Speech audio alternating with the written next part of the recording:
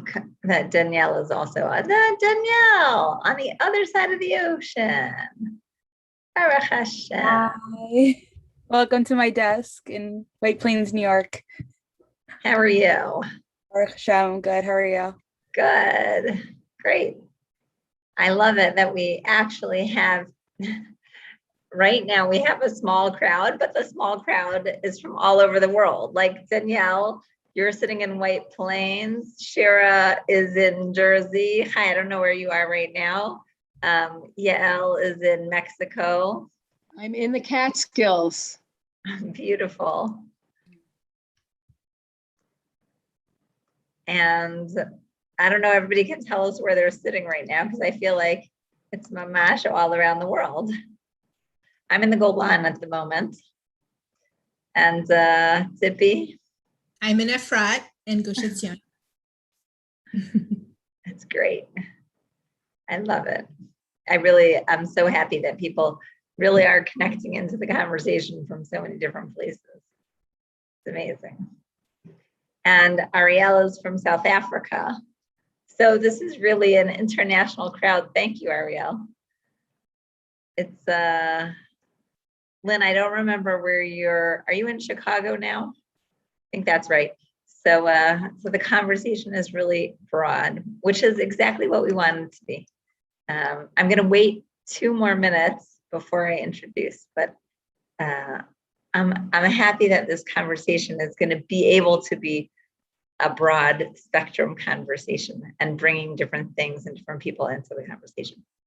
I hope everybody's okay. We definitely do want to record this so that the people who are not on can hear it later. And I'm live streaming it onto YouTube, so I stopped the regular recording.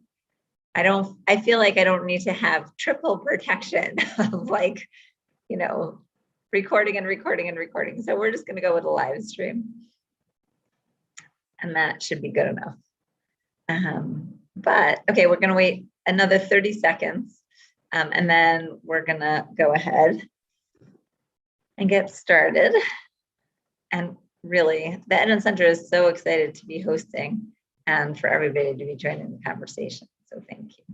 In fact, I will, Danielle, I'm going to make you host so that you can spotlight things. Is that good?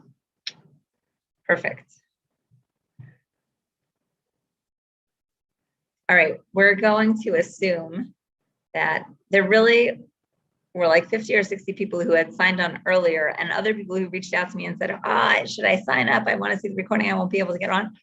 So I know that in the middle of August, everybody in Israel is on vacation, which is totally normal. And so not everybody's on live, but I am excited that we're able to host the conversation. The Attendant Center is excited that we're able to host the conversation. Oh, hold on a second. My thing is broadcasting live. There we go. So I just want to quickly introduce myself and the forum tonight. I'm Naomi Marman-Grumman. I'm founder and director of the Attendant Center.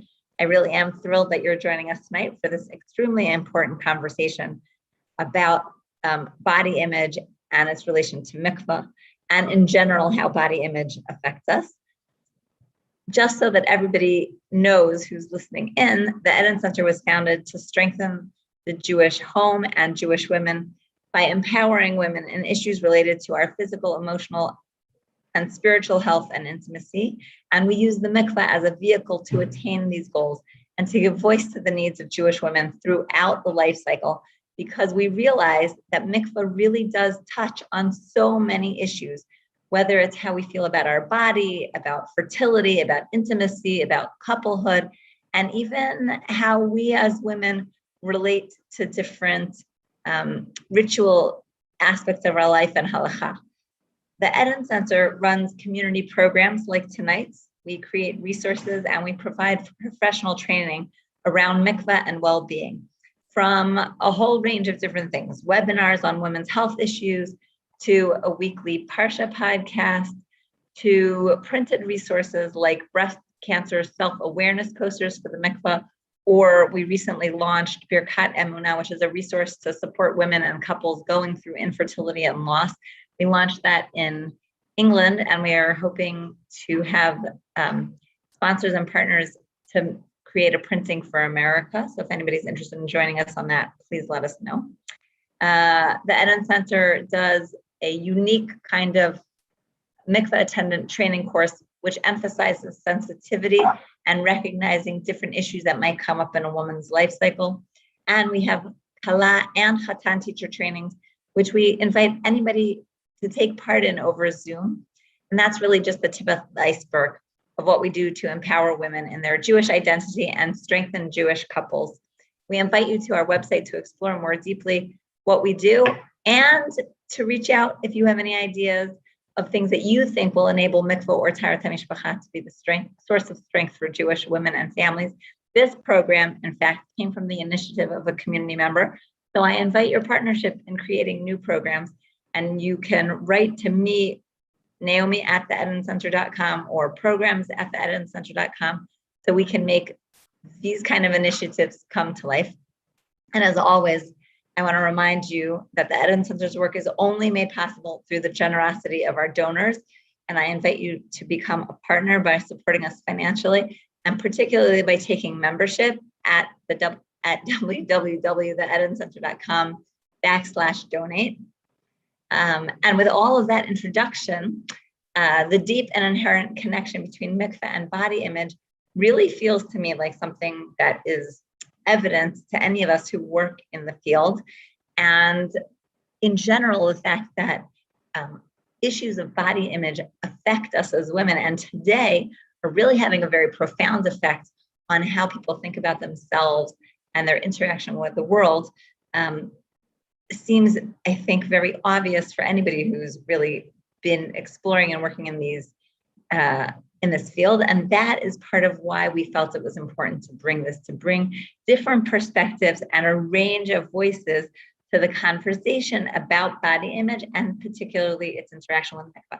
So in advance, I want to thank the speakers, and I want to invite each of you who are on tonight to ask your questions. If something arises that you hear as the speakers speak, feel free to send me a message by chat, and I'll do my best to have the speakers address it at the end. The way that we're going to work the evening is that each speaker is going to have 15 to 20 minutes to present an aspect of body image and their own understanding of interaction with Mikvah. And then afterward, we're going to open up for questions. So I want to sincerely thank Danielle Kinchezu, who is our summer intern, who made this program happen, and who's going to introduce each of our speakers. And Danielle is a senior, or going to be a senior this year at Binghamton. She's pre-nursing, and she came to us full of ideas and enthusiasm. So Danielle, thanks so much, and the floor is all yours. Thank you, Naomi, for that introduction. It's so weird not being in Israel while I'm doing this. I just came back to America a few days ago, so bittersweet. But so first, we're going to hear from Shira Donath. Shira is a Wetzat Halacha, Rebbetzin, and Kala teacher in Fair Lawn, New Jersey.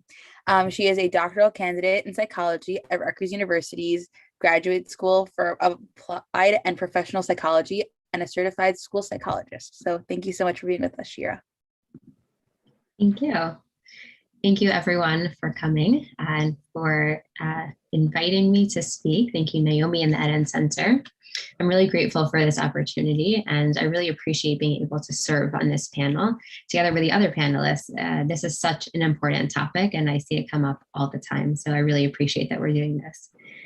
So we're here to speak about the interaction between body image and Mikvah experience. And I first want to give some context to the conversation and also define what we're talking about when we refer to body image. In the Torah, we see maybe the first mention of body image concerns when we read the story of Adam and Chava. So when Adam and Chava were in Gan Eden, they ate from the Eitz Hadat, and the pasuk says, "Vatipakachna einei shnehem v'yedu ki yiru mimhem v'yitpiru alei te'ina v'yasu lahem chagorot." Once they ate, they suddenly had their eyes opened and they realized that they were naked, and so they made like little aprons to cover themselves. Rev Hirsch points out that nothing changed about their bodies from before they ate to afterwards. The only thing that changed was the disconnect between their body and their soul and the shame that they experienced as a result of that. So we see from here that shame on the inside, a sense of moral shame and the emotional discomfort that comes along with that, can lead to shame about one's body. And I would also like to suggest that it's a bidirectional relationship, that shame about one's body can also lead to an internalized sense of shame.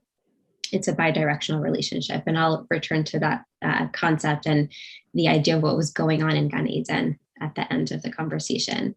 So what is body image? So body image is the mental representation that an individual creates about themselves, how a person sees themselves in their own mind. And that may or may not bear any relation to how one actually appears.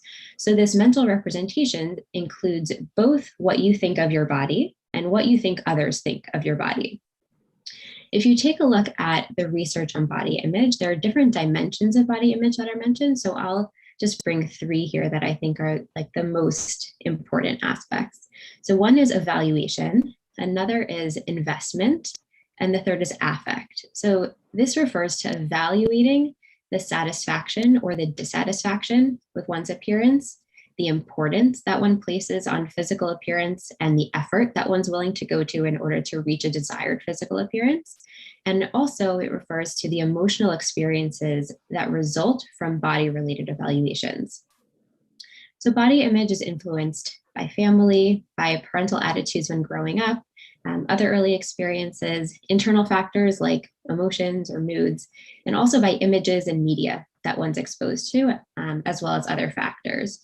So some people may have heard of body dysmorphic disorder, which is like an extreme form of body image dissatisfaction, where even a slight or seemingly undetectable defect in appearance can become a debilitating obsession for someone. So poor body image can affect a person in many ways, including performance in academics or in one's professional career, relationship satisfaction, and overall quality of life. Media has been shown to really greatly contribute to body image concerns. So being exposed to images of airbrushed supermodels and perfectly sculpted celebrities, even briefly, can trigger body shame, body dissatisfaction, depression, anxiety, disordered eating, and even eating disorders. So media tends to portray women's bodies as unusual, slim-hipped, long-legged, large-breasted, idealized versions of women, that the women tend to be several inches taller and many pounds lighter than most women. And most models that you will see in mainstream media are at least 20% underweight, which is not a fact that is out there enough. Who you see being presented as the idealized versions of women are really, really unhealthy. They're very sick. And you can look on YouTube, you can Google for stories of ex-models who will talk about their experience modeling and how horrible of a situation they were in to try to keep up with this idealized image of what a woman is, what the media is presenting them to be, and how really debilitating it was to be in that situation. There's a very famous study that was conducted in Fiji in the 90s. Researchers from Harvard were surveying adolescent females about their body image and eating behaviors, and they found that in a 3-year period from 1995 to 1998, body image concerns and eating disorder behaviors skyrocketed. So what happened? TV was introduced to the island of Fiji. And they found that as American TV was being streamed to Fiji, it was the only channel that was available, was whatever was going on in America. I think it was like 90210 and some other shows at that time. But they were showing this idealized version of American bodies, which were drastically different from the bodies that were valued in Fiji. Fiji bodies tended to be larger bodies, curved bodies. That was a sign of well-being in Fiji. And so that was really valued. And then once American TV was introduced, that idealized smaller bodies, taller bodies, unrealistically airbrushed, groomed bodies, body dissatisfaction increased and eating disorder behaviors increased by many, many, many percentages. So it really was one of the first studies that identified media's involvement in body image concerns and eating disorder behaviors. So research has found that even young children can display concern about body weight, about body shape and size, and that can start from as early as 3 years old. And often that is a direct result of parents or any other adult who has influence on a child. It can start from that adult's own relationship with their body, and how a parent sees herself is very influential and can mold a child's ideas about their body. There's actually a recent study by Arizona State University. It asked pairs of mothers and daughters. The daughters were between 5 and 7 years old, to stand in front of a mirror and talk about their bodies. And they found that as the mothers mentioned parts of their body that they did not like, so they mentioned their own body dislikes, their daughters tended to just repeat that. And that things that they had said about their body that they had previously liked, they switched it to saying that they didn't like it. So if the mother said, "My stomach is too fat," the daughter would then also say, "My stomach is too fat." But the opposite was true as well, that if a girl previously said that she didn't like something in her body, if her mother said, "I like this part of my body," the daughter would also switch that from a dislike to a like. So there's a lot of opportunity to influence not only your daughters, not only your children, but really anyone around you. It's really important to remember that the way we speak about our own bodies has such impact and influence on the people around us. And it's just so important to keep in mind when we're having conversations. Sometimes we may not think that what we're saying about ourselves has any influence on how other people see themselves, but there is a direct relationship between how we talk about ourselves and how other people see themselves. For women, the way that they see their bodies can have a big impact on their feelings of sexual desire and their ability to become aroused, including both what she thinks of herself and also what she believes her partner thinks of her body. So in general, women with higher body and appearance satisfaction also tend to be more comfortable and satisfied in sexual contexts. So specifically, women who are more satisfied with their bodies and appearance are typically more comfortable undressing in front of a partner and with trying new sexual activities. And they also initiate sex more often and report more orgasms during sex, and also report having higher sexual desire. So there are a lot of studies that actually tie body image to sexuality on a lot of different dimensions. And one study suggested that women with lower contextual body image during sex, so meaning they tended to view their bodies less favorably during sexual experiences. This study showed that those women were at risk of less emotionally engaged sexual experiences, less enjoyable sexual experiences, and were also at risk of engaging in sexual behaviors and encounters that were not of their choosing, including risky sexual behaviors. So this could lead to an unfortunate cycle of women feeling dissatisfied with their bodies, having dissatisfying sexual experiences, and then experiencing decreased sexual agency. So the literature on body image and communication about sex also suggests that women with more favorable body image are typically more comfortable communicating with their partner about sexual issues, which is so important to recognize.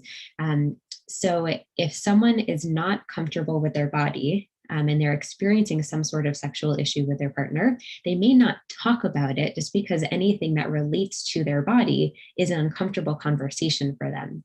And so that can lead to a cycle that happens in the bedroom of dissatisfaction or sometimes pain and other challenging issues that can come up for a couple, but never talking about it. And so never being able to get help and being able to fix it. So in sum, if a woman thinks that her body is unattractive or thinks that her partner thinks her body is unattractive, it can lead to a lower sexual self-esteem and disrupt her ability to experience desire and become aroused, which then leads to lower sexual satisfaction and then often lead to an avoidance of sexual activity as well. I've seen also that sometimes women will be okay pushing off mikveh or being okay being mitzvah for longer, because the idea of having a physically intimate relationship with another person is just so not enticing because they don't feel good about their body. So like, I don't even want to be physically intimate with another person because I'm not comfortable with myself. So why would I want to engage with that with another person? Sometimes people will experience body focused anxiety leading up to the mikveh, both for the reasons that I just mentioned about wanting to avoid physical intimacy with another person, but also sometimes for women doing bidikot, which requires a very intimate engagement with one's body, can be emotionally difficult. And for some people, preparing for the mikveh and checking their body for chatzitzot, and in particular looking at a full-length mirror, can be emotionally painful experience. For some women, having the mikveh lady or the balanit present can be very uncomfortable. I put this disclaimer out all the time when I speak about the mikveh lady or the balanit. The only halachic rule that she has is to make sure that your entire body goes underwater at once. So if you're uncomfortable with the balanit checking you, you can run this by the mikveh administrators before you go to make sure that you won't get yourself into any issues when you get there. But you can express to the balanit that you would prefer to check yourself and just have her make sure you go underwater, because that's what her halachic responsibility is. And for some women, that can make a tremendous difference in their mikveh experience, not to have another woman checking their body for chatzitzot. So some things that you can do to decrease negative body talk and potentially improve body image is to first notice when it's happening. So trying to utilize mindfulness, and you can Google mindfulness for more information about it, but simply to be aware that you're having a negative thought about your body, and imagine that thought almost like a lily pad on a river. You're noticing the thought coming, and you can also let it float away. It doesn't have to stay with you forever. You can imagine what you would say if your daughter or your friend were to say the same things about herself to you. So if your friend came and said, I hate X part of my body, what would your response be? Try to speak to yourself the same way that you would to a friend or to a loved one, and try to express gratitude for the things that your body does for you. You know, do your arms let you hold the people that you love? Do your legs take you on walks to beautiful places? Do your hands help you express yourself? You can even write yourself, you can write your body a letter of gratitude for the ways that it has served you throughout your life, if you're up to it. And taking a break from media consumption in all forms can be really helpful. If you notice after consuming a certain form of media, whether it's looking at certain social media accounts or reading certain magazines or watching certain shows, that you feel worse about yourself, take a break from it. Unfollow accounts of people who make you feel badly. Unfollow people who post the awful before and after pictures, which are specifically designed to make you feel badly about your bodies. There's a lot of psychology that's behind it. It's specifically designed to induce shame about bodies. So unfollow those. Give yourself the gift of that break.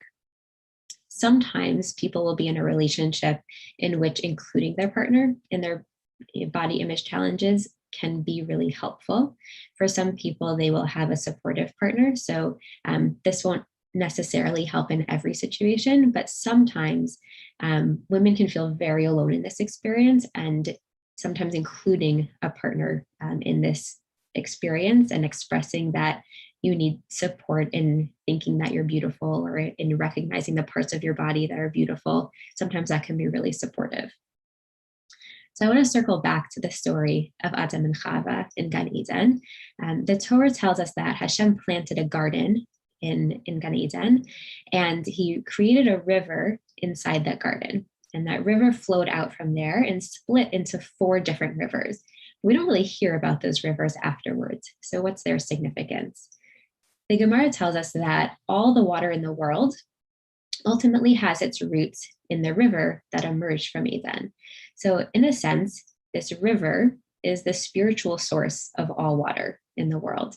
And even though a person can't re-enter Gan Eden itself, whenever a person associates himself with these rivers or with any water, he's reestablishing that link to Gan Eden. There's a midrash that says that after Adam was kicked out of Gan Eden, he tried to repent by sitting in a river. So Aryeh Kaplan writes that although Adam had been permanently barred from Gan Eden itself, he tried to maintain his link to Gan Eden through the river. So when a person immerses in waters of the mikveh, he's also reestablishing a link with man's perfected state, in which there was just a simple presence. There was no shame in one's existence, and there was no shame in one's body. There's a requirement of the mikveh waters to touch every part of one's body at once. The entire body must be immersed in water simultaneously. And not only is every body welcome in the mikveh, but every part of one's body is not only welcomed, but necessary to fulfill this mitzvah.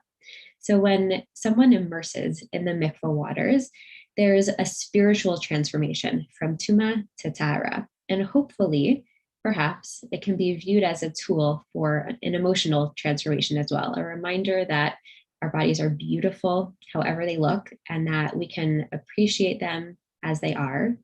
And hopefully, just like Adam was attempting to reconnect to his pristine state in Gan Eden through the water, we can also connect through the mikveh waters to a state in which there is no shame associated with our bodies, and instead just a presence that comes from a calm cohesion of mind, body, and soul. Thank you. Thank you so much, Shira. I have to say that as the Eden censor, that is like such a great way to tie in Eden and how we should feel about ourselves, and how the mikvah should hopefully make us feel that sense of no shame and our body being completely accepted in mikvah. As beautiful. And I really appreciate also how you gave us specific tools and tips about, reclaiming for ourselves and for our families and children and friends also along that path. So I already got some questions, but we're going to keep the questions for the end, if that's okay. And sure. Danielle is going to introduce Tsippy, and then we'll circle back around to it. Okay, so Danielle, please. Okay. Hi again. So next we're going to hear from Tsippy, who I'm so excited to hear from. Tsippy is fun, creative, and stylish. She likes getting dressed and figuring out what she can put together that will wow the crowds and make her feel awesome. Growing up, she wore a lot of schleppy clothing because it more or less was what fit her. And yes, she wasn't the skinniest, most petite young girl, and I've always battled with her weight and still does. Often it feels challenging and sometimes depressing, but that she's learned that she can't let that rule her life, and she can feel good and look good no matter what size she is. So the goal of her business is to really inspire the other curvy women to feel good and to be in style. She does this in two ways. One, by having one-on-one styling sessions, either with her, your already existing wardrobe or closet, or with a shopping spree, which, I love that. So sounds good to me. The second service that she provides is her styling parties, which is an evening to remind us to take care of ourselves and give us each a fun night with our friends, fashion, and food. These parties will give some great opportunities to glam up, accessorize, and also treat yourself to some new clothing. Sometimes maybe all of them together, and sometimes maybe just one of these options, which sounds awesome. So I'm so excited to welcome Tsippy. Hi. Okay. Can you hear me? Okay. So I'm Tsippy. I live in Efrat. I'm actually a mom to only boys. So I think that's also why I really enjoy all the fashion and styling, just being able to use it and enjoy it with other friends and women, etc. Please excuse me, my children are not sleeping yet. We're like getting ready to move and everybody's a little hyper. So if you hear a little noise in the background, I apologize. So I feel like it's so hard to go speaking after Shira, who just gave an amazing speech. And so much of it I related to. I really, like Daniela said, I've always battled with weight, and I specifically over the last year and a half with Corona, the first lockdown really got me, I suffered from anxiety and depression. And the way I was able to overcome it and feel better, obviously with help of psychologists and medication, but I also, in order to not go back into that position, I promised myself to get up every day and get dressed. And that's what I did. And I started posting my pictures and realized how much my pictures affected other women and inspired other women. I got private messages from women saying, wow, how you got dressed, you look so good, you know, everything. And then someone actually also came to me and said, I think I'm having a hard time. What can you direct me in the right way to help? So I feel like besides just making myself feel better, I also was able to help other women as well. I really try, look, I feel like every woman, I have my bad days also where I look at myself right before I go into the shower or whatever it is, and I say, okay. But on the other hand, I don't let that stop me from getting up in the morning and putting on a gray top and a red necklace and a red scarf to match it and say, I feel really good in what I'm wearing. So really that's what I want to do to be able to help women is, first of all, I also ended up through all this stuff taking a styling course, which is how I became a stylist. And it's so important to know that there are certain ways to dress in order to make you feel good and look good no matter what size you are. So that's really where my job as a personal stylist comes in. There's different body shapes, and then there's different ideas of what to wear in order to bring out your curves that you want to show off and hide the ones that you don't want to. So that's one thing. And again, with my styling parties, what I've also been doing is bringing women together to introducing them to different shopping stores as well, where they can find clothes that can fit them more comfortably, so that they don't go into a store and get bummed out and depressed, like many of us might do. So that's pretty much who I am, what I am, and I really enjoy helping women and inspiring them. And I love getting dressed and accessorizing and I really try to stay happy and positive as much as possible. I really connected to what Shira said about when you feel good about yourself and you can talk about it with your spouse and it's so true. Like I see when there's days that I don't feel as well, then I feel like I can't. And the days that I really feel good about myself, it's a much healthier way to be and be with my spouse. So I totally relate to that. And I really enjoyed what you said, Shira.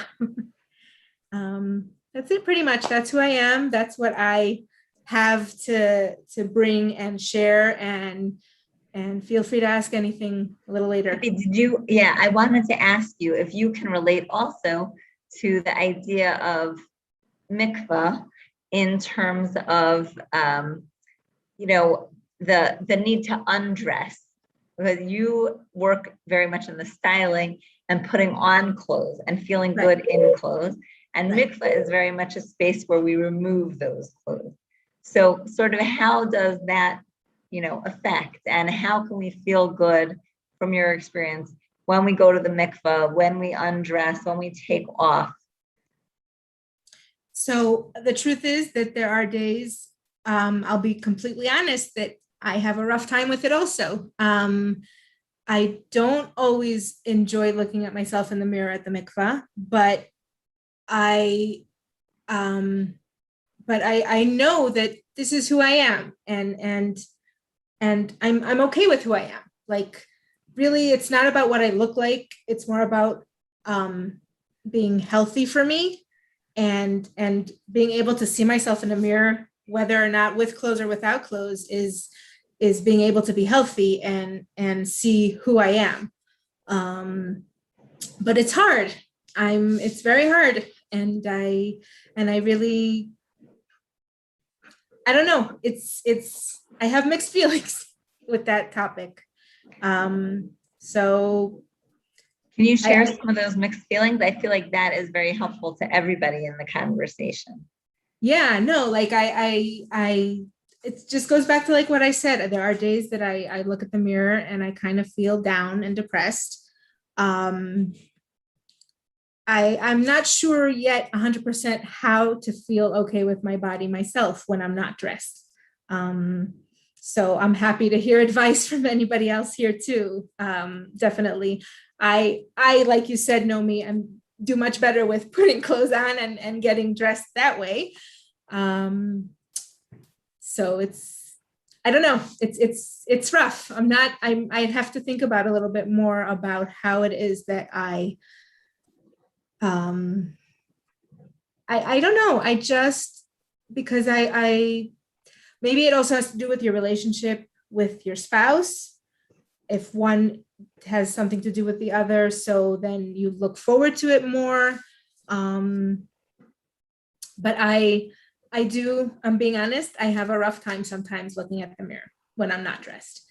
I think that what you're saying is most important for Mikveh ladies to hear, but not only, also for college teachers, and also, I mean, for all of us, for somebody, and that's why I'm very happy that you were able to share that, because for a lot of people, I think that's really true at the Mikveh. It can be really very challenging, and recognizing that nobody else who's looking at us should be judging us or using that, the vulnerable space of the Mikveh is about us connecting to ourselves as opposed to having somebody else judging us, and also recognizing how much that space can be conflicted.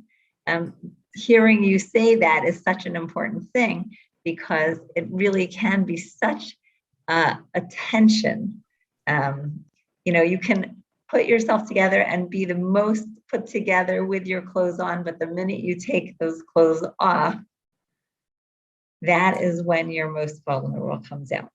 100%. I will add though that there is one thing that I do love about my body and myself, is that I think, and I've been told, that I have a beautiful smile. So for me, even if I don't love the rest of my body at that point, if I just smile, it just automatically makes me happy. So Baruch Hashem, I mean, thank God for that. I think that also really a lot of, they say that smiling is so beneficial because you bring out a smile in somebody else. That's a reaction that a smile will often have. And I think that's also very much in our interaction. If we could for ourselves smile at the mirror and recognize that is our, own hug and our warmth, and also with the interaction with the Mikveh lady. And I think also for college teachers, it's very important to recognize and to give voice to what you're saying, that sometimes it can be difficult and it's okay. And people have struggles in their relationship with themselves and the Mikveh also. And I just think that that's such an important voice to hear. Yep. I agree. What I'm looking forward to hearing here also, which Shira also brought up before already, is ways of how to make that even easier and better. Yeah. I want to reiterate something that Shira said while we're waiting for Esther to get on. I'm here. Oh, you're here. Okay. So while I just want to share over this idea, if that's okay, that also Shira said before, which is that Mikveh really is one of the spaces, one of the inherent ideas within Mikveh is the idea that the water envelops. We have to prepare ourselves by our whole body being present. We have to, that is part of the mitzvah, is removing any external barriers, and for it just to be us with the water. And on the one hand, that sounds so harsh and that sounds difficult. And on the other hand, that really is part of accepting who we are, and the mitzvah telling us that the water must come in contact with us, because the water accepts everybody. There is space for everybody, and Hashem sees every single body as beautiful without any external trappings, without any of the things that allow us to hide in other circumstances.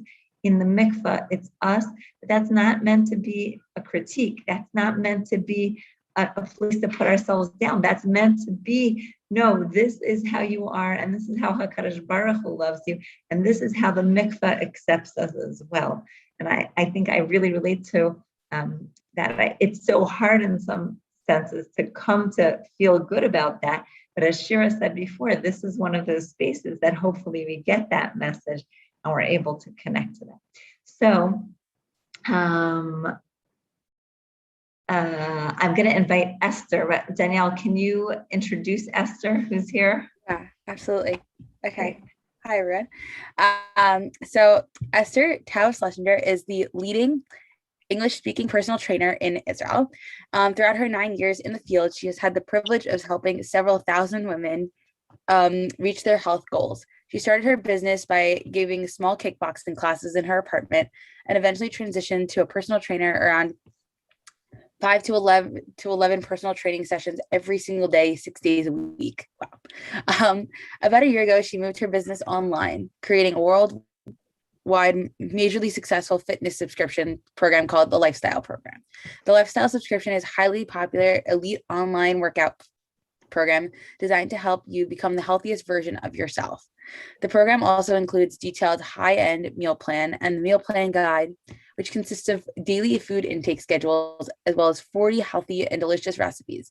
Lastly, there's also a private lifestyle Facebook group where you'll be able to receive guidance, daily check-ins, bonus workouts, bonus recipes, all of these amazing other women to support you as well. And they have about 200 amazing women as part of this program. In addition to her online business, Esther loves to travel worldwide, giving different fitness classes, speeches, meeting different celebrity trainers, and has recently been featured on billboards all over Israel in collaboration with Dan and Yogurt, which is so cool. She also applied for the show Israeli Ninja Warriors and made it to the second round of auditions. Her goal is to spread fitness, health, and empowerment to women all over the world. She's a trainer who likes to put a focus on the health aspect, mental and physical, of fitness. She's a strong believer in putting health goals above physical goals or a number on the scale. She wants to help women understand that you should not work out or eat healthy because you want to punish your body, rather because you want to celebrate your body. Your body is a home where you can live you're living for the rest of your life. Showing it love and kindness by taking care of it, its health will ensure that you are a comfortable and healthy home for the rest of your life. She does her best to spread this message to the entire world, and she absolutely loves what she does and is so grateful to help women in this beautiful way. And we are so grateful that she's here with us tonight from a simcha. So thank you so much, Esther. Hi, thank you. Thank you so much for having me. Hi, everybody. I didn't realize you were going to read that whole thing. I feel like I'm blushing here. Thank you so much for having me. Everyone here, you all just it's really an honor to get to speak to you all. I find just Merkaz Eden and everything that you guys do so important and so beautiful. So I really mean it when I say I'm honored to be here. So I guess I'll tell you a little bit about myself, what I do. So I am an anti-diet personal trainer. My journey is basically a very, I want to say, long one. I'm going to talk to you all about it and where it started, where it is now. And yeah, pretty much Danielle summed it up beautifully. Where I started out literally just giving classes for 3 people in my apartment, not really knowing what I'm doing, and slowly that grew into the just thousands of women I'm able to help out today. So basically what I like to focus on when it comes to fitness is, it's very common for a personal trainer to kind of have the mindset of, oh, you work out to get smaller, right? That's just kind of the mentality that everyone has. And it's just so normal. And the world has normalized it. Diet culture has normalized it. So I guess what sets me apart from other trainers, and I guess why my platform got so big, on Instagram and YouTube, Facebook, because I decided that I needed to put an end to this and start essentially promoting fitness as a form of self-love and a form of just focusing on your health above everything and stopping to just associate like health equals a smaller body, because that's just so not the case. I've been in this industry for 9 years now, and I have just seen it's just not the case. There are times where there is someone in a larger body and could be incredibly healthy. I literally have a client who works out with me twice a week. She's in CrossFit 3 times a week. She's a professional dancer. She happens to be in a larger body. Her genetics are just programmed that way. And she is unbelievably healthy, thank God. While I have other, friends or clients that will come up to me and say, literally like, Esther, they'll be in very small bodies and they'll be like, I literally eat ice cream, cookies, cake, and pasta for breakfast, lunch, and dinner. And I just have, they always say I'm lucky. I have a really good metabolism, things like that.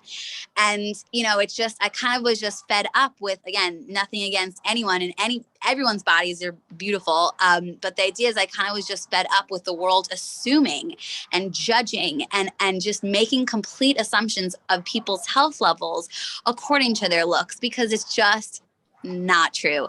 I personally am a personal trainer. I've been in the fitness business now for 9 years, and yet I still have plenty of fat on my body. And, there's rolls, there's, my abs are not visible like you would expect. And I've had people literally come up to me in my career and be like, you don't look like a personal trainer. Like, that's so strange. Like, I wouldn't expect a personal trainer to have like fat on their belly, things like that. And I'll be like, okay, well, you're wrong. Like, that's just, I actually happen to have something called PCOS, very common. 1 in every 8 women have it, which is basically an imbalance of hormones in your body, which causes my body, which is, again, everyone has different reasoning as to why their genetics are a certain way, causes my body basically to have a harder time losing fat. And I kind of used to be in this place where it was like, that was the main goal. Like, I'm not healthy unless I'm getting smaller and smaller and, toned and seeing muscle tone at all times. Like, it was getting to a place of just like,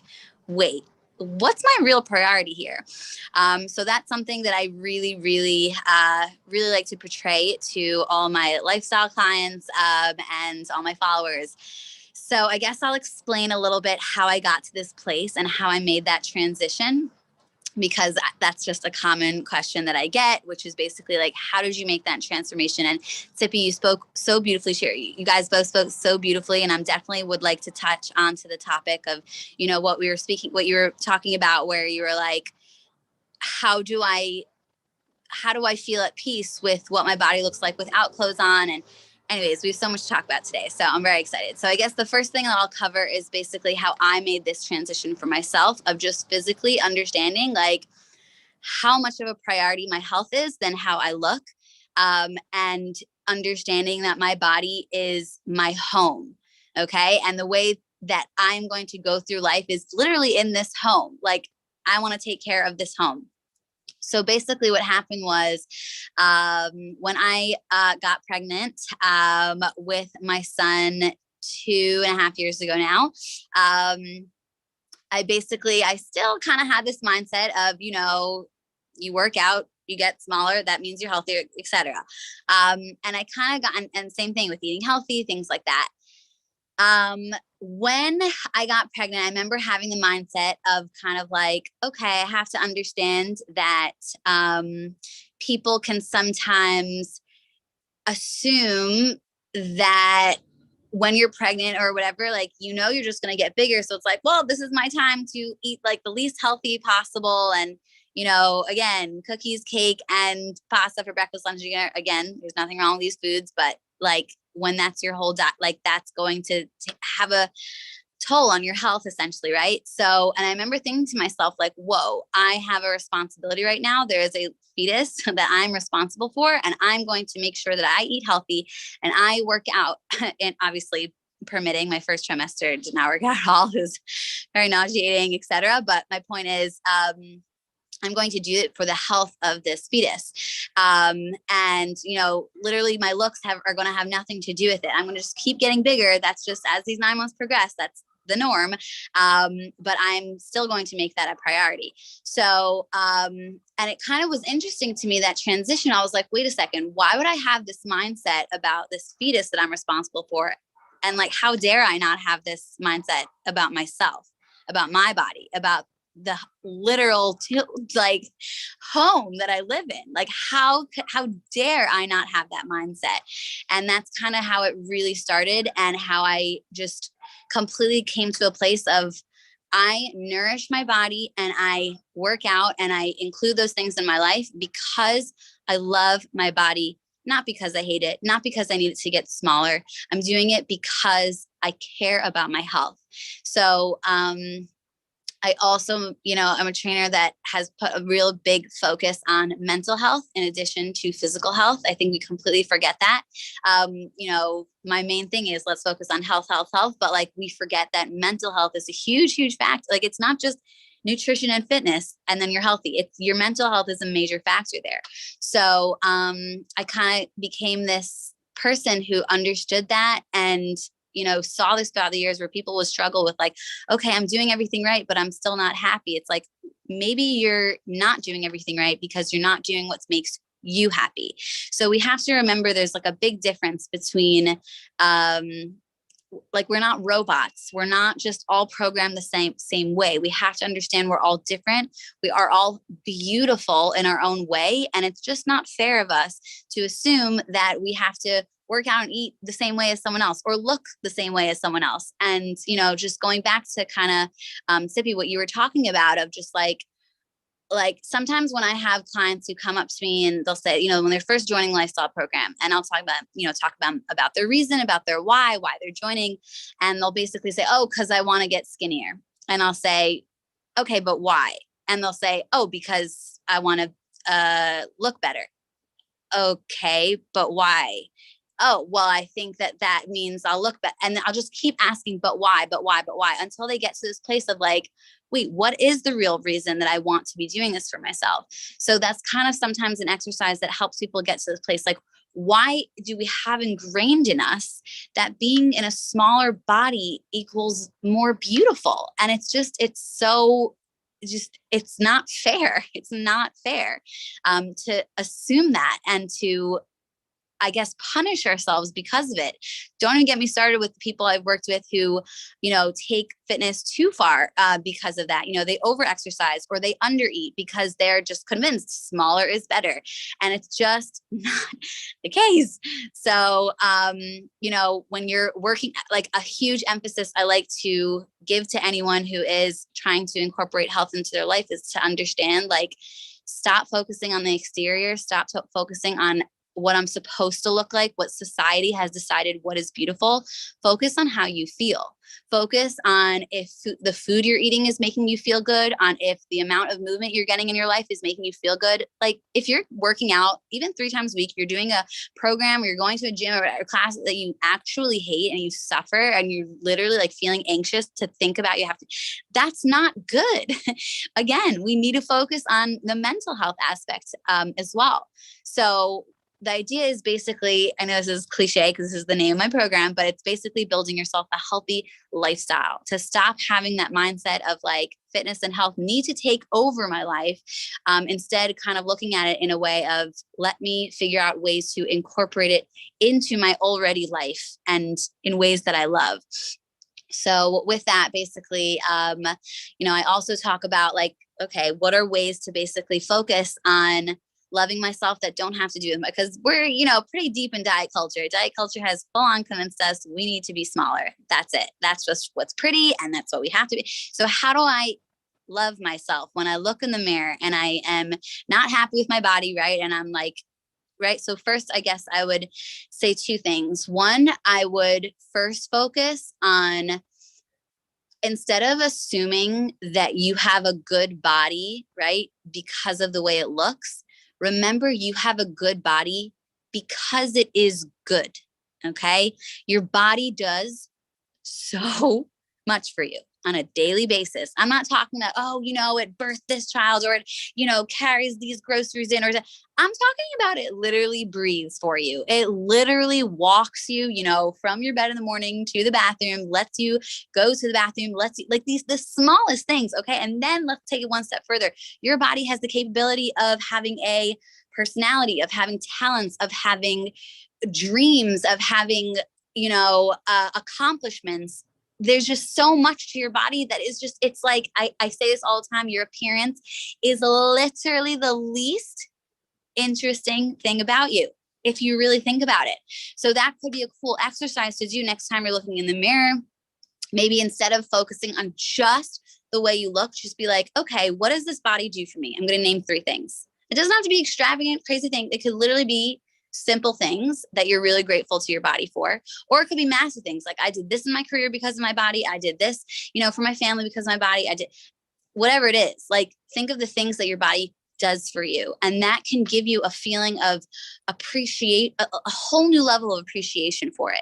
So that's something I really try to focus on with my clients and my lifestyle athletes. Like, it's not fair to equate your worth, your entire worth, and oh my God, you are worth so much, by just the physical, by just what you look like. It's just unfair. I'm literally going to start tearing up. I get so emotional about this. I literally am. And like, I just feel like this is a big reason why I am, I was put in this world to really help women in this area that just have such a hard time with fully loving themselves because they just equate their worth to just their looks. Yeah, that's pretty much it. The main thing that we need to be focusing on is health. The main thing we need to be focused on when working out is working out because we love our body that does so much for us, not because we hate our body. That's not the reason you should be working out. Your body is your home. It's the place you live in. You have the opportunity to take care of it in your own way, in a way that makes you happy. Go for it. So yeah, I think that's pretty much what I'll sum up my little rant over there. And of course, if anyone has questions, feel free.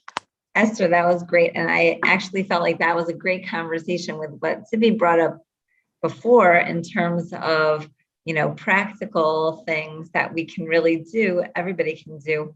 And I'm sorry to interrupt you. I just do want to put out there, like what you were saying. First of all, I love your honesty and how raw and true and just beautifully you spoke. And I think that what's really, really important to hear you as well. But what's really important is that we also understand, like, we're not alone. Like, you can't feel like you're not, trust me, like you aren't. This took so many years of work for me to get to this place where I can focus on, instead of looking at the body and criticizing every single thing when I look in the mirror, like, and getting to the place of, let me focus instead on more internal things about myself, etc. Like, it's not, I don't want to say it's not common, but it's very common to not feel that way yet, except, so don't feel bad if you're not at that place, or if you're in your own journey or whatever. Like, my point is, it's very common, and I work with so many women that are in that place. So I did want to point that out too. I think that was really helpful in terms of everybody being on a journey and being able to focus on the internal things. And as you said, thinking about specifically different things that make us who we are, that are not image related only, and trying to counter that message of just the image. Shira, I wanted to invite you to also contribute to that conversation and thinking about what are different things that we can do, what are tools that we can use to help ourselves. Sure. So in addition to, like Esther mentioned, thinking about all of the things our body does for us, one exercise that I recommend to basically everyone, to every colleague that I teach, to women that I speak with, to my clients that I work with, is to look in the mirror and try to identify any part of your body that you like.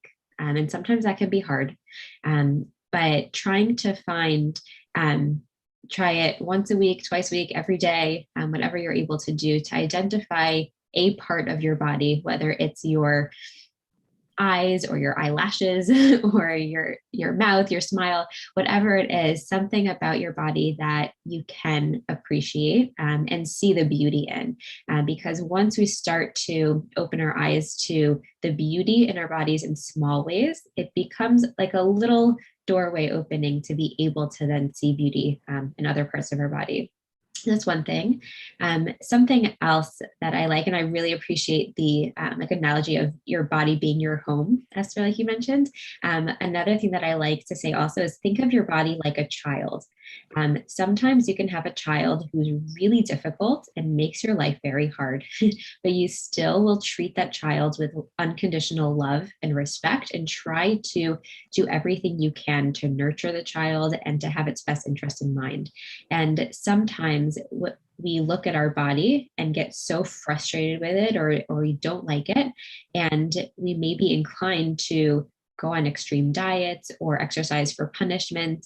And that's not nurturing. We wouldn't do that to a child that we loved. And we should try to think of our bodies as this child that we love and we want to nurture it. And if we're frustrated, we don't like the way we look one day, the same way that you might look at a child who's having a crazy tantrum and is driving you crazy and say, oh, you're having a really hard day today. I'm really sorry that that's your experience. You can look at your own body and say, wow, you've been through a lot. Like, this has been really rough for you. Like, let's find a way to soothe you or make you feel comfortable or make you feel better, and try to find something that feels good for your body. And that can be a bath. That can be getting a lotion that smells really nice, drinking a warm cup of something that you enjoy, trying to treat your body with compassion and with love and respect, the same way that you would to a loved one or a child who you unconditionally want to love and support and nourish. Beautiful. Thank you. One of the questions that was directed, and since you were speaking, I'm going to direct it to you. When you were referring to the conversation that you could have with your husband, and that sometimes it's very, very helpful to be able to voice something about how you're feeling or the journey that you're on, and to have your husband be there with you. So some women, as somebody wrote, don't feel so comfortable with that because that makes the challenge even greater, and particularly around mikvah. Sometimes it can be more challenging to voice that when you're coming back into your sexual relationship and you want to come back in a positive space and not sharing what I'm finding challenging or difficult. So the question was, do you sometimes recommend finding a different buddy to have, a friend, a girlfriend, somebody else that you could talk to?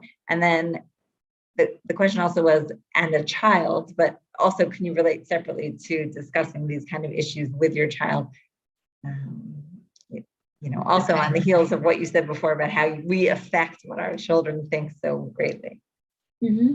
Sure. So there are a few different questions that came up there. So I'll kind of tease them apart. So one is if you are not comfortable at all talking about your own body image experience, and you think that for you will be particularly difficult to discuss with your husband, then sure, start with somebody who is a safer person to discuss it with so that it can become more of a comfortable conversation to have in general. And then hopefully you can have that together with your husband if you think that that might be helpful. Something though about having that conversation when you come back from mikvah, I wouldn't recommend having the conversation then to begin with. Sex therapists recommend not talking about sex while you're having sex because it becomes really difficult to work through issues when you're in the midst of it. But actually finding a time outside of a sexual encounter to discuss whatever the issue is. I think the same thing here, that while your needs are when you can't be physically intimate, that's a perfect time to sit down and have a conversation about the discomfort that you have, whether it's just with your body, whether it's within your intimate relationship, and expressing that when I come back from the mikvah, sometimes it's hard for me to engage with you physically because I feel this way about my body. And then following that up with, this is what I need from you in order to feel better about mikvah, and my body when I'm coming back. And that way you can set the stage for what that relationship is going to look like when you come back from mikvah. What's the environment going to be within your relationship? Is it going to be one where you've built up to this experience through supporting each other, through letting each other know that you love each other's bodies, and that you think each other is attractive and beautiful and sexy. And that way, when you come back from mikvah, you can, come together again and experience that together in a physical way.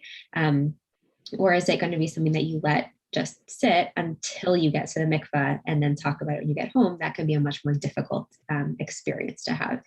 So I think, yes, if you want to start by talking to a friend or someone else about it who feels more comfortable at first, fine, go for that. But also the timing of when you have this conversation can be really helpful with your spouse. In terms of speaking to your kids, there are some great books that you can read with your children about bodies coming in all shapes and sizes and how everybody is beautiful, and body appreciation, and looking at what bodies can do. And as we're talking, I can, try to find some links and put them in the chat if that's helpful. There are some great resources out there.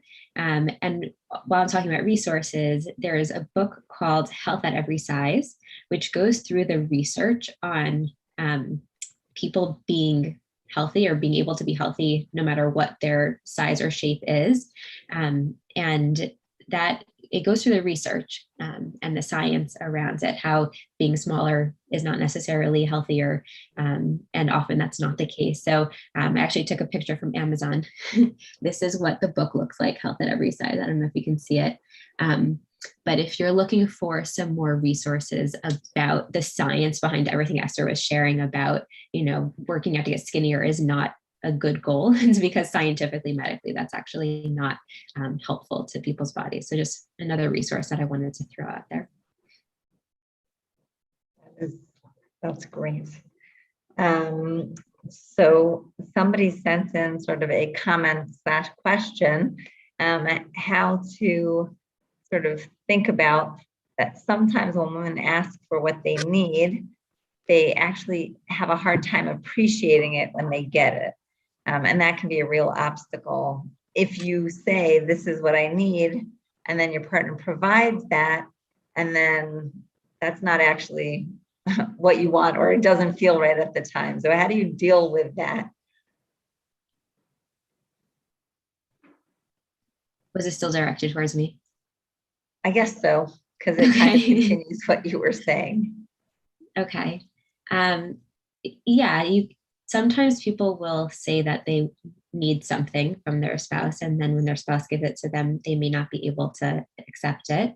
And so I would encourage someone to think about what's causing me to not be able to accept this from them. So if my husband compliments me and tells me I look beautiful, or tells me he thinks I'm attractive, why am I not feeling okay about that? Why am I not able to accept that? And that could be something that working with an individual therapist is a good idea to do, because figuring out where is that block coming, what's behind that, that can be really helpful to explore. And I think also being honest with yourself, like I can't ask my husband to give me this compliment if I know that I'm just going to throw it out the window when he gives it to me. So if for, the time being, I can only accept a physical expression of his affection, like flowers or something like that, then I'll accept that. And then trying to work up towards accepting more emotionally intimate expression of affection, if that makes sense. Yeah, thank you. That's great. Esther, something that came in that I want to direct at you is also related to Shira was talking about your partner being part of this process, and how you can have your partner be part of the process. Either before she was discussing the talking with your partner about your journey, and now we were discussing when it's hard for you to accept that help from partner. So the question that came in related to that is, in finding your place with your partner in the non-body image aspect of feeling good about yourself. How can you invite your partner into that? Or is this something that you have to do for yourself? That is a question, I think really, really important. So I guess my field of expertise is definitely in like the fitness world. So I'm going to relate my answer to health and fitness and nutrition and how to basically have a supportive, I want to say, teammate throughout that. Whether it's with your fitness lifestyle or whether it's how you feel about yourself. Or how they feel about themselves, because I think it's really, really, like, again, when I say diet culture, we're like deep in it, like it's all of us, like men as well. And it's kind of like this assumption where we all have to be smaller and in smaller bodies. So I think what I have seen a lot, like over the years, is when a partner essentially doesn't take the other partner's beliefs, feelings seriously in this subject, it leads to hardship. So my advice, I guess, again, not in a bad way, like you could have a beautiful, healthy, amazing relationship, but people are just like, you're being silly. Like, yeah, like we got to work out. We got to get smaller. Let's go. We got to, and it's just kind of the base that I would say for a partner, healthy partner, relationship is to just have a really important, real conversation with the person. And if you're feeling in the slightest like they don't get you, they're not supporting you, they're not understanding you, they're just like, oh, like she's just part of this like body positivity movement. It's not for me. I don't get what that's talking about. Like, invite your partner to discuss this and say, like, this is really important to me. And I think that you not taking this seriously, or you looking at this as like a child, like a not childish thing, but like just not serious, like thing is really having a negative effect on me, on my journey, on my mental health, physical health, like, and just really sitting them down and explaining from A to Z why you feel the way you feel.